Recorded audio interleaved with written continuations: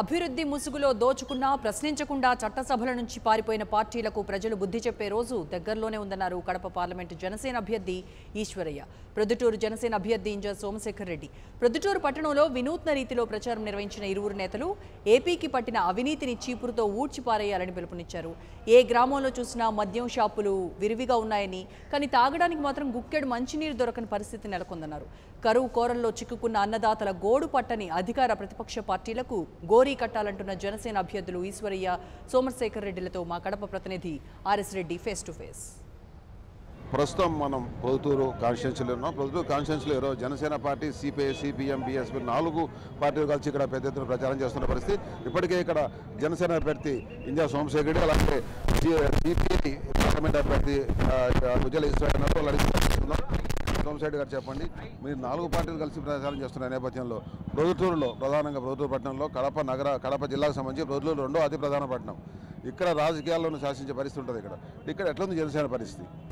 ఈరోజు ప్రొద్దుటూరు అసెంబ్లీ నియోజకవర్గ పరిధిలో రాత్రి మేము ఒక రోడ్ షో అక్కడ ఉన్నటువంటి రాజుపాలెము, టంగుటూరు ఆ ప్రాంతంలో పర్యటించడం ఉంది. గ్రామీణ ప్రాంతంలో ప్రజలు ఈరోజు మార్పు కోరుకుంటున్నారనడానికి ఆ యొక్క సభలే నిదర్శనం, ఆ యొక్క ప్రజాస్పందనే నిదర్శనం.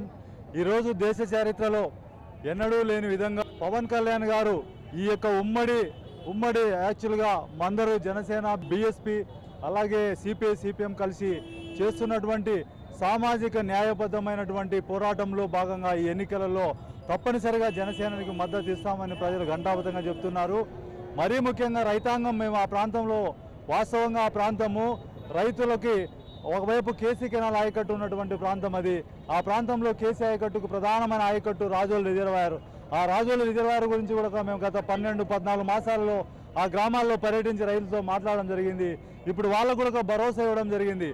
మీకు తక్షణమే 6 మాసాల్లో ఈ యొక్క ప్రాజెక్టును మేము మొదలుపెట్టి 12 మాసాలు తిరక్కతలికి రాజోలు ప్రాజెక్టు నిర్మాణం చేపడతామని ఆ ప్రజలకు హామీ ఇవ్వడం జరిగింది.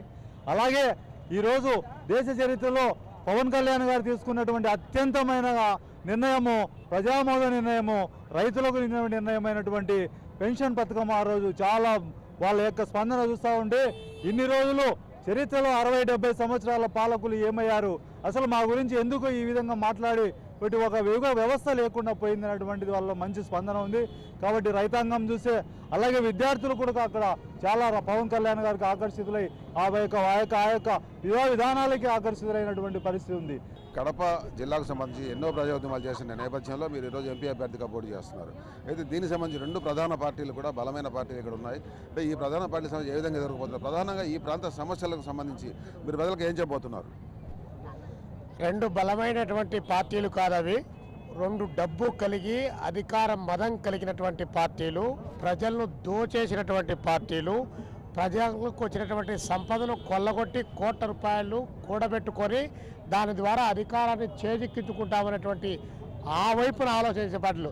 నిజమైనటువంటి ప్రజా మద్దతు, ప్రజల యొక్క విశ్వాసము కమ్యూనిస్టులకే ఉంది. అది ఎద్దుల ఈశ్వరరెడ్డి గారి విషయంలో 20 సంవత్సరాల పాటు ఈ కడప జిల్లా ప్రజానికం రూపాయి డబ్బులు తీసుకోకుండా కమ్యూనిస్టులే రావాలి, వాళ్ళైతేనే ప్రజాసేవ చేస్తారని చెప్పి ఆనాడు భావించారు. ఎప్పుడైతే ముగ్గురాళ్ళ గనులు డబ్బులు వచ్చాయో ఆ తర్వాతనే రాజకీయాలు ఓడిపోవడము, ప్రజాస్వామ్యాన్ని ఓడించడం అనేటువంటిది జరిగింది. కాబట్టి ఈ నేపథ్యంలో మేము ప్రజా ఉద్యమాల్లో ఉన్నటువంటి వాళ్ళం కాబట్టి నిరంతరం ప్రజా సమస్యలపైన పోరాటం చేస్తూ ఉన్నాం. నాయకులు, సిపిఐ నాయకులు చెప్తున్నది ఏదైతే ప్రజలు కడప జిల్లాలో ప్రజల మార్పు కోరుకుంటున్నారో ప్రధాన పార్టీలైన తెలుగుదేశం, అదే వైఎస్ఆర్ కాంగ్రెస్ పార్టీ పట్ల విముఖత చూపుతున్నారు. ఎందుకంటే వాళ్ళు దోచుకోవడం, తిరిగి దాన్ని ఎన్నికల ఖర్చు పెట్టి తిరిగి అధికారానికి వచ్చి దోచుకుని ప్రయత్నం చేస్తున్నారు. కాబట్టి ప్రజలు మార్పును కోరుకుంటున్నారు. ఖచ్చితంగా ఈ ఎన్నికల్లో జనసేన, వామపక్షాల కూటమి ప్రజలు విజయం చేకూరుస్తారని చెప్పి వాళ్ళు విశ్వసిస్తున్నారు. ప్రొద్దుటూరు నుంచి కెమెరా పర్సన్ శ్రీనివాసంతో RS Reddy, 99 TV Kadapa. For more updates, please subscribe 99 TV Telugu.